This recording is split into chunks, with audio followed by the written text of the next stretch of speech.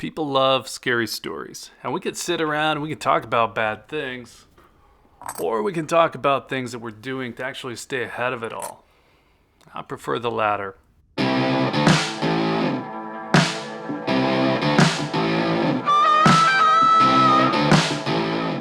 It seems impossible to get around bad news lately. I think half of that is because there's just a lot of it. And then the other half is because there are people out there who are intentionally pushing your buttons.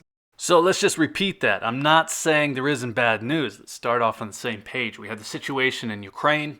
That alone is a river of bad news right there. It's hitting in real time. We have big economic issues. Hell, we just came out of a global pandemic and lockdowns.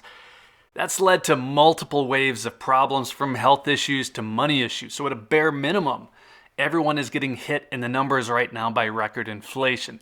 And that's just the new stuff. We have the normal bad news as well.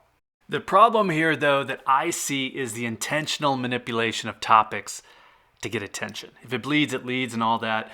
Well, now it's like, what can we include to really freak people out and get them to click? Nuclear bombs, World War III? Sure, why not? So I've been buying gold for what seems like a long time, to me at least. And the plan has always been that if I run into a rough patch, I could sell some gold that would smooth some things out. Ideally, I never need to. And then I can hand it down to my kids in case they run into a rough patch. Hopefully they don't either, but they'd have it if they needed it. So I'm not saying here that I'm selling my gold. Just to be clear, I'm not. But since my plan, my whole reason for buying gold in the first place is to help out if I do run into a problem, then I'm not afraid to sell some gold if I actually do. I've done that twice. Unfortunately, it's been related to opportunities that I needed capital for and not any kind of personal strife, any kind of economic downturn. But in both cases, I was happy that I had it and I didn't feel bad about selling it in any way. And by now, I've replaced it all anyway, the whole making hay when the sun shines. So that was a short-term thing. Both times I sold maybe half of what I had, but since then I've built it back up. Okay, so the reason that I'm starting there is that the advice to never sell or the advice to just stack aggressively is really thick around here. And that's layered on top of the constant doom sermons. Doom is here, maybe it's right around the corner, but the only thing that will save you is having a pile of gold and silver. People have been saying this for as long as I've had eyes and ears. And so what, right? Well, it's really easy to get caught up in other people's gloom and doom theories. That will wear on you. Maybe it's a low-level gross or helpless feeling. Maybe it's like high-level anxiety that you just always think you're behind on stacking and you need to add to the pile because of that coming storm or whatever it is. Now, we're all adults here, I can tell from the YouTube stats, and adults have enough of their own problems already. Shouldn't have to see YouTubers ribbing us about World War III for clicks and giggles. So I'd say take other people's soapbox doom sermons about the end being near with a grain of salt. And then just keep an eye on how you're doing personally. If you're constantly stressed out about money, maybe slow down on a gold purchase. If you're not sure how you're going to pay a bill, same thing. Maybe look at selling a little bit of gold on a high. Now, that's not advice to go do it. That's totally your call. But if you have a stack of gold to sell, you have options that most people don't. And you should feel good about that. So at a minimum, just keep that in mind and allow yourself to relax. You can get a lot more done when you aren't worried. And as somebody who has a YouTube channel, I can tell you the games we can play with headlines and topics are very directly related to revenue. YouTubers are literally incentivized to scare you. So are the big news outfits. If you made it this far and think that I'm downplaying the reality of what's actually going on in the world, well, that's fine. Maybe it's even fair, but I'm not blind to anything that's happening. I'm not trying to downplay anything to anyone. My point here is that if you have gold or silver today, and you have plans to continue adding to that, you're actively preparing for things. But if you get caught up in that story, the terrible things are already happening, World War III is coming, dollar's worthless, you will have nothing, whatever it is, and then you add to that the only thing to save you is having a bunch more gold and silver, which is just going to leave you worrying about something that might never happen in your entire lifetime.